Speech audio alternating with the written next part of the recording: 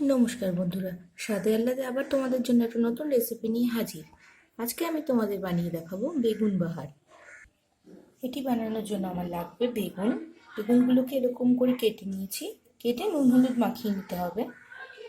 লাগবে পেঁয়াজ কুচি, টমেটো কুচি, কাঁচা লঙ্কা চেরা, আর এখানে আছে আমার সর্ষে, নুন, হলুদ আর দুটো কাঁচা লঙ্কা দিয়ে পেস্ট করা। এই মশলাটা আমার ওর মধ্যে দিতে লাগবে।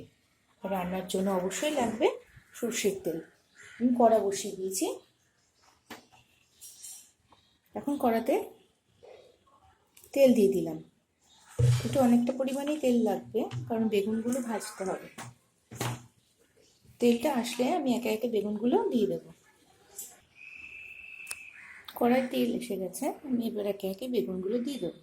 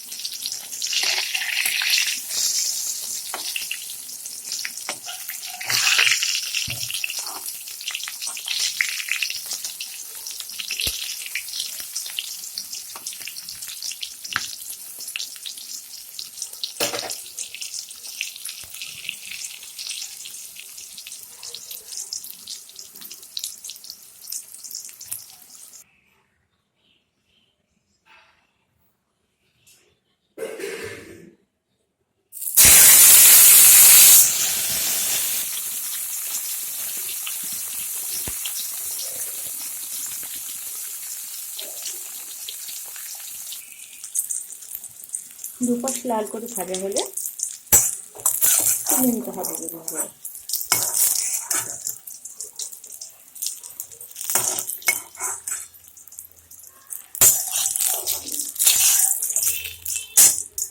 গ্যাসের ফ্লেমটা কমিয়ে দেব।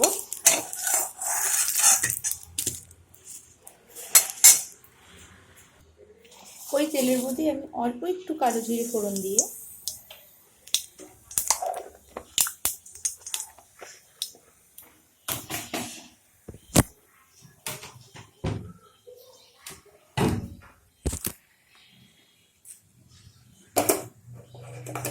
টমেটো কুচি,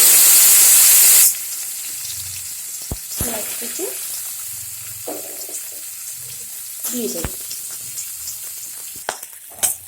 টমেটো পেঁয়াজ কুচিটা একটু ভাজা ভাজা হয়ে এলেই এখন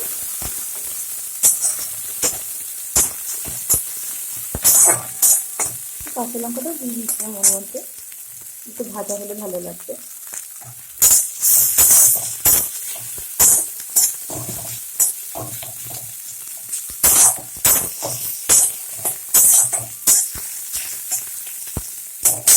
এবার এর মধ্যে এই মশলা পেস্টটা বানিয়ে রেখেছিলাম সেটা দিয়ে দেবো।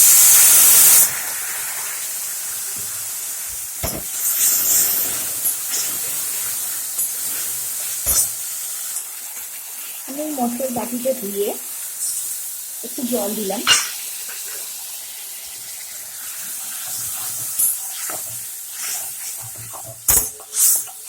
আর মশলাটা একটু কষতে দিতে হবে। তারপর এর মধ্যে বেগুনগুলো একে একে ছেড়ে দেবো।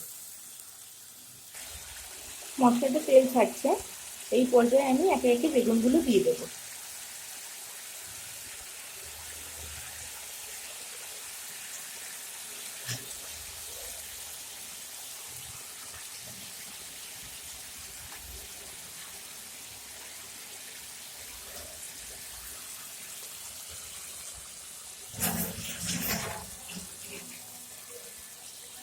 বেগুনগুলো দিয়ে একটু হালকা হাতে নাড়তে হবে, আর সামান্য পরিমাণে একটু উপর দিয়ে জল দিয়ে দিতে হবে।